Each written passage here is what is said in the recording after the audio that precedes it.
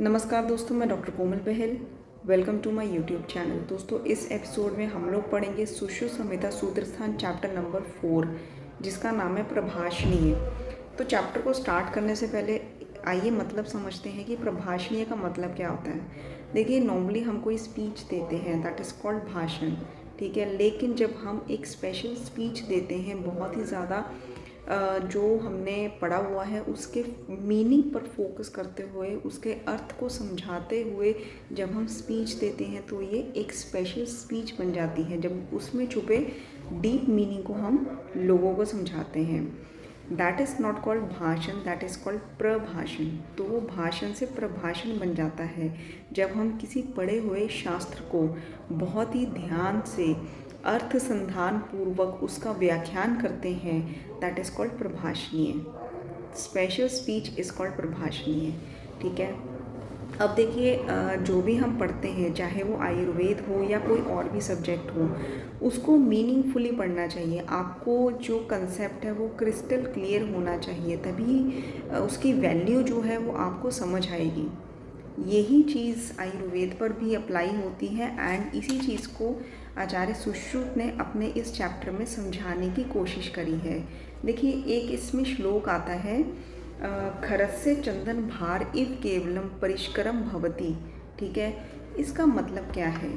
जब हम किसी शास्त्र को पढ़ते हैं और उसका जो मीनिंग है वो हमें समझ नहीं आता है, जस्ट एग्ज़ाम क्लियर करने के लिए हम उसको रट लेते हैं, तो उसकी वैल्यू तो हमें समझ ही नहीं आएगी। जब उसका मीनिंग नहीं समझ आएगा, अर्थ नहीं समझ आएगा, ठीक है, तो उस गधे की पीठ पर लदा हुआ चंदन की जैसे हो जाएगा कि जैसे नॉर्मल बोझा उसको उसके ऊपर रखा तो उसके लिए वो भी एक भार है, और चंदन जो है वो भी उसके ऊपर अगर हमने लोडिंग कर दी तो वो चंदन भी उसके लिए एक नॉर्मल भार की तरह ही होगा। जैसे उस गधे को चंदन की वैल्यू नहीं समझ में आएगी, उसी तरह से यदि आप शास्त्र को पढ़ेंगे लेकिन उसका अर्थ नहीं जानेंगे तो आपके लिए भी वो शास्त्र निरर्थक हो जाएगा, ठीक है। उसकी कोई वैल्यू नहीं रहेगी आपके लिए। तो अगर आपने अपना शास्त्र पढ़ना है तो उसका जो डीप मीनिंग है वो निकालने की कोशिश करिए, वो समझने की कोशिश करिए, वो जानने की कोशिश करिए, तभी आपको उसकी वैल्यू समझ आएगी। और एक बार आपने उसको समझ लिया तो कोई भी एग्ज़ाम आपके लिए क्लियर करना आसान होगा, ठीक है। तो ये इसमें समझाया गया है, खरस्य चंदन भार इव केवलम परिष्करम भवति। संपूर्ण पढ़े हुए शास्त्र को फिर से उसका तत्व रूप में अर्थ ना जाना जाए तो वो उस गधे की पीठ पर रखे हुए चंदन के भार की भांति परिश्रम कारक या निरर्थक होता है, ठीक है। ये श्लोक रखकर ही रेफरेंस कई बार पूछा गया है कि ये कहाँ का है, ठीक है। तो ये है चरक सूत्रस्थान चैप्टर नंबर 4 प्रभाषणीय अध्याय का। इसके बाद एक श्लोक है, थोड़ा सा मैं आपको उसका स्टार्टिंग बता देती हूँ क्योंकि आपको जस्ट पता होना चाहिए कि ये श्लोक कहाँ का है और इसका क्या मीनिंग है, ठीक है। एकम शास्त्रीयम अध्यायनो ना विद्या शास्त्र निश्चयम, ये श्लोक नंबर 7 है, ठीक है। मतलब कहने का है कि केवल एक शास्त्र, देखिए आचार्य सुश्रुत ने एक ही शास्त्र पढ़ने की जो एडवाइस है नहीं दी है। वो हमेशा यही कहते हैं कि केवल एक शास्त्र को पढ़ने से मनुष्य को उस शास्त्र के जो प्रिंसिपल्स हैं, नियम है, सिद्धांत है, उसका कभी पता नहीं चल पाएगा। उसे अनेकों शास्त्र पढ़ने चाहिए, उसके बाद आयुर्वेद का अध्ययन करना चाहिए, ठीक है। और एक जो नेक्स्ट श्लोक है ये भी बहुत इम्पॉर्टेंट है। ये चैप्टर बहुत छोटा सा है लेकिन इसके जो गिने चुने 3-4 पॉइंट्स हैं वो इम्पॉर्टेंट है।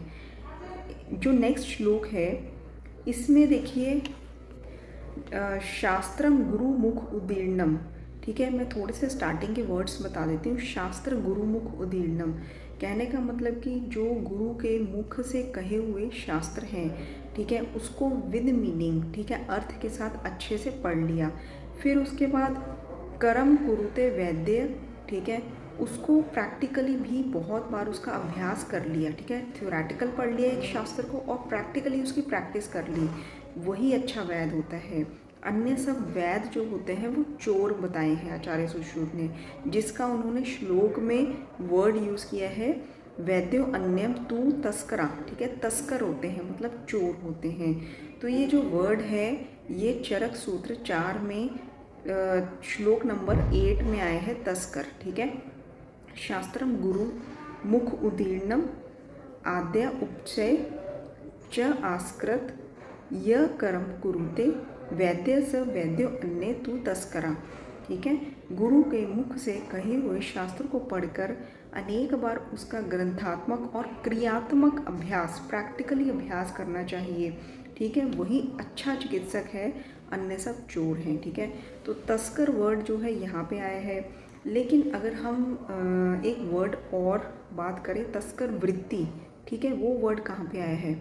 देखिए वो जो वर्ड है वो आचार्य सुश्रुत ने सूत्रस्थान 17 चैप्टर में बताया है, जिसमें उन्होंने बताया है कि जो शोफ होता है उसकी 2 स्टेजेस होती हैं, ठीक है, आम और पक्व, ठीक है। पक्व शोफ में चीरा लगा देना चाहिए, लेकिन आम शोफ में वेट करना चाहिए।